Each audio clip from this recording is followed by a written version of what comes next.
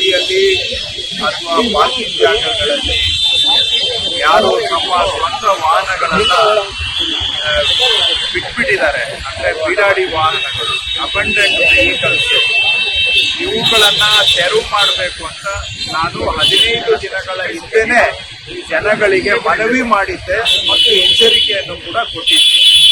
ಆದರೂ ಜನ ಅವರ ಗಾಡಿಗಳನ್ನ ರಸ್ತೆಗಳಲ್ಲಿ, ಫುಟ್ಪಾತ್ಗಳಲ್ಲಿ ಎಲ್ಲಂದ್ರೆ ಅಲ್ಲೇ ಬಿಟ್ಟು ಇದರಿಂದ ಸಾರ್ವಜನಿಕರು ಓಡಾಡೋದಕ್ಕೂ ತೊಂದರೆ ಮಾಡ್ತಾ ಇದ್ದಾರೆ. ಅಷ್ಟೇ ಅಲ್ಲ, ಜನಗಳಿಗೆ ಸೇರಿದ ಜಾಗವನ್ನ ಅವರು ಅತಿಕ್ರಮಣ ಮಾಡ್ಕೊಂಡಿದ್ದಾರೆ ಸ್ವಂತಕ್ಕೆ. ಮತ್ತೆ ಈ ವಾಹನಗಳು ನಾವು ಇದು ತಿಂಗಳುಗಟ್ಟಲೆ ಇಲ್ಲೇ ಬಿಟ್ಟು ಹೋಗಿರ್ತಾರೆ, ಯಾರಿಗೆ ಸೇರಿತು ಅಂತ ಗೊತ್ತಿಲ್ಲ. ಇದರಿಂದ ಬೆಂಗಳೂರಿಗೆ ಜನಕ್ಕೆ ಓಡಾಡೋದಕ್ಕೂ ಕಷ್ಟ. ಮತ್ತೆ ಸಾರ್ವಜನಿಕರಿಗೆ ಸೇರಿದ ಜಾಗ ಅವರು ಸ್ವಂತಕ್ಕೆ ಅತಿಕ್ರಮಣ ಮಾಡಿಕೊಳ್ಳೋದು ಕೂಡ ಕಾನೂನು ಉಲ್ಲಂಘನೆ. ಇದಲ್ಲದೆ ಎಲ್ಲಂದ್ರೆ ಅಲ್ಲಿ ಗಾಡಿಗಳನ್ನ ಬಿಟ್ಟು ಆಕ್ಸಿಡೆಂಟ್ಗಳು ಆಗ್ತವೆ. ಆಮೇಲೆ ನೋಡೋದಕ್ಕೂ ಕೂಡ ಬೆಂಗಳೂರು ಅಸಹ್ಯವಾಗಿ ಕಾಣಲಿಕ್ಕೆ ಇದು ಒಂದು ಕಾರಣ. ನಾನು ಕಳೆದ 15 ದಿನಗಳ ಹಿಂದೆನೆ ಇದನ್ನ ಸಾರ್ವಜನಿಕವಾಗಿ ನಾವು ಎಚ್ಚರಿಕೆಯನ್ನ ಕೊಟ್ಟಿದ್ವಿ. ಈ ಬೀಡಾಡಿ ಗಾಡಿಗಳನ್ನ ನಾವು ನಿರ್ಮೂಲನೆ ಮಾಡೋ ಕಾರ್ಯಾಚರಣೆ ಮಾಡ್ತೇವೆ ಅಂತ. ಆದ್ರೂ ಕೂಡ ಜನ ಏನು ಅದಕ್ಕೆ ಕ್ಯಾರೆ ಇಲ್ಲ ಅನ್ನೋ ರೀತಿಯಲ್ಲಿ ಗಾಡಿಗಳನ್ನ ಅಲ್ಲೇ ಬಿಟ್ಟಿದ್ದಾರೆ.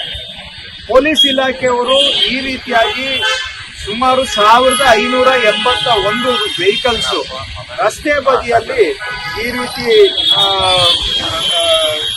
ಬಿಟ್ಟಿರುವಂತಹದನ್ನ ಅವರು ಈಗಾಗಲೇ ಗುರುತಿಸಿದ್ದಾರೆ.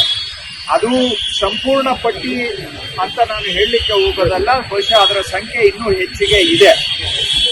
ಅಂತ ಗುರುತಿಸಿರುವಂತಹ ವೆಹಿಕಲ್ಸ್ ಈಗ ಇವತ್ತಿಂದ ನಾವು ಅದಕ್ಕೆ 1 ವಾರದ ನೋಟಿಸ್ ಅನ್ನ ಅಂಟಿಸ್ತಾ ಇದ್ದೇವೆ. 1 ವಾರದ ನೋಟಿಸ್ ಅಂಟಿಸ್ತಾ ಇದ್ದೇವೆ. ಜಂಟಿ ಕಾರ್ಯಾಚರಣೆ GBA, ಕಾರ್ಪೊರೇಷನ್ಸ್ ಹಾಗೂ ಪೊಲೀಸ್ ಇಲಾಖೆ ಈ ನೋಟಿಸ್ ಅನ್ನ ಅಂಟಿಸಿ 1 ವಾರ ಅವರಿಗೆ ಸಮಯಾವಕಾಶ ಇರುತ್ತೆ. ಬಂದು ಬಹುಶಃ ನಾವೊಂದು 500,000 ರೂಪಾಯಿ ಅಷ್ಟೇ ಅದಕ್ಕೆ ಸದ್ಯಕ್ಕೆ ಪೆನಾಲ್ಟಿ ಇದೆ ಕಾನೂನಲ್ಲಿ. ಅಷ್ಟು ಪೆನಾಲ್ಟಿ ಕಟ್ಟಿಬಿಟ್ಟು ಅವರು ಬೇಕಾದ್ರೆ ಗಾಡಿಯನ್ನ ಎತ್ಕೊಂಡು ಹೋಗ್ಬೋದು 1 ವಾರದವರೆಗೆ. 1 ವಾರದಲ್ಲಿ ಅವರು ಗಾಡಿ ತಗೊಳ್ಳಿಲ್ಲ ಅಂತ ಹೇಳಿದ್ರೆ ನಾವು ಅದನ್ನ ಇಲ್ಲಿಂದ ಟೋಯಿಂಗ್ ಮಾಡಬೇಕಾಗುತ್ತೆ. ಟೋಯಿಂಗ್ ಮಾಡಿದ್ಮೇಲೆ ಅದಾದ ನಂತರನೂ ಕೂಡ ಅವ್ರಿಗೆ ಸಮಯ ಇರುತ್ತೆ, ಬಂದು ಅವರು ಟೋಯಿಂಗ್ ಚಾರ್ಜಸ್ ಪೆನಾಲ್ಟಿ ಕಟ್ಬಿಟ್ಟು ಗಾಡಿಯನ್ನ ತಗೊಳ್ಬಹುದು. ಇಲ್ಲ ಅಂತ ಹೇಳಿದ್ರೆ ಟೋಯಿಂಗ್ ಮಾಡಿದ್ಮೇಲೆ ನಾವು ಅದನ್ನ ಪೇಪರ್ ಅಲ್ಲಿ ಒಂದು ನೋಟಿಸ್ ಕೊಟ್ಟು 15 ದಿನ ಕಾದು ಆ ನಂತರ ಅವುಗಳನ್ನ ಆಕ್ಷನ್ ಮಾಡ್ತೇವೆ. ಅದನ್ನ ಆಕ್ಷನ್ ಅಲ್ಲಿ ಯಾರು ಬೇಕೋ ಪಾರ್ಟಿಸಿಪೇಟ್ ಮಾಡಿ ಅದನ್ನ ಆಕ್ಷನ್ ಅಲ್ಲಿ ಕೊಂಡ್ಕೊಳ್ಬಹುದು. ಈ ರೀತಿಯಾದಂತ ಒಂದು ಕಾರ್ಯಾಚರಣೆಯನ್ನ ಇವತ್ತು ಆರಂಭ ಮಾಡಿದ್ದೇವೆ. ಇವತ್ತು ನೋಟಿಸ್ ಅನ್ನ ಅಂಟಿಸಿ ಆ ವೀಲ್ಗೆ ನಾವು ಲಾಕ್ ಅನ್ನ ಹಾಕಿದ್ದೇವೆ. ಅವರು ಗಾಡಿಯನ್ನ ತೆರವು ಮಾಡ್ಲಿಕ್ಕೆ ಆಗುದಿಲ್ಲ ಅಂತ ನಾನು ಪೊಲೀಸ್ ಇಲಾಖೆಯವರಿಗೆ ಹೇಳಿದ್ದೇನೆ.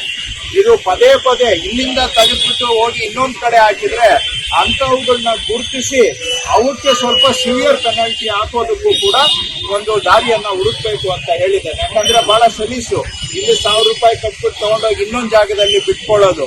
ಸೊ ಯಾರು ರಿಪೀಟೆಡ್ ಅಫೆಂಡರ್ಸ್ ಇರ್ತಾರೆ ಅವರಿಗೆ ಸಿವಿಯರ್ ಪೆನಾಲ್ಟಿಯನ್ನ ಮಾಡಬೇಕು ಅನ್ನುವಂಥದ್ದು ಹೇಳಿದ್ದೇನೆ. ನಾನು ನಮ್ಮ ಹತ್ರ 1581 ಗಾಡಿಗಳ ಪಟ್ಟಿ ಇದೆ, ಬಟ್ ಇದೇ ಸಂಪೂರ್ಣ ಪಟ್ಟಿ ಅಂತ ನಾನು ಹೇಳ್ತಾ ಇಲ್ಲ. ಟ್ರಾಫಿಕ್ ಪೊಲೀಸ್ದು ಅಸ್ತ್ರಂ ಅಂತ ಒಂದು ಆಪ್ ಇದೆ.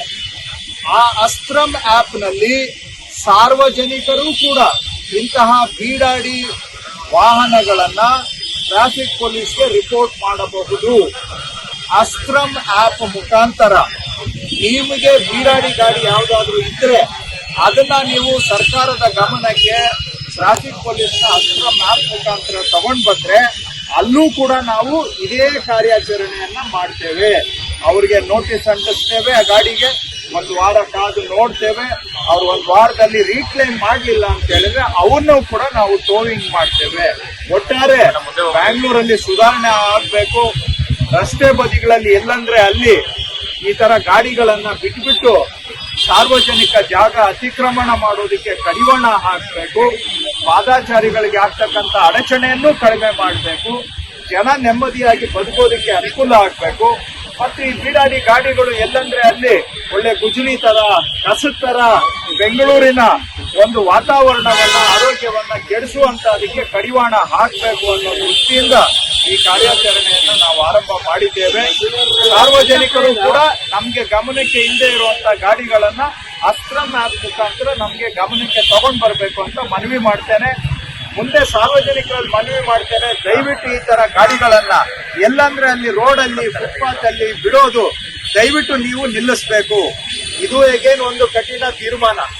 ಇದು ಯಾರು ಅಲ್ಲಿ ಬಿಟ್ಟಿದ್ದಾರೆ ಅವ್ರಿಗೆ ಬಹುಶಃ ಸಿಟ್ಟು ಬರ್ಬೋದು, ಆದ್ರೆ ನೀವು ಮನೆಯಲ್ಲಿ ಇಟ್ಕೊಳ್ಳಿ ನಿಮ್ ಗಾಡಿಯನ್ನ, ಅಥವಾ ಎಲ್ಲಾದ್ರೂ ಸ್ವಂತ ಜಾಗದಲ್ಲಿ ಇಟ್ಕೊಳ್ಳಿ. ಅದನ್ನ ಬಿಟ್ಬಿಟ್ಟು ರೋಡ್ ಸಿಕ್ಕಿದೆ ಅಂತ ಹೇಳಿ ಎಲ್ಲಂದ್ರೆ ಅಲ್ಲಿ ನೀವು ಗಾಡಿ ಬಿಸಾಕೋದಿಕ್ಕೆ, ರೋಡು ಏನು ಒಂಥರ ಗುಜರಿ ಜಾಗ ಅಲ್ಲ, ರೋಡು ಸಾರ್ವಜನಿಕರಿಗೆ ಸೇರಿದ್ದು, ಸಾರ್ವಜನಿಕರ ಸ್ವತ್ತು. ಅದನ್ನ ನಾವೆಲ್ಲರೂ ಕೂಡ ಗೌರವಿಸಬೇಕು ಅಂತ ನಾನು ಮನವಿ ಮಾಡ್ತೇನೆ.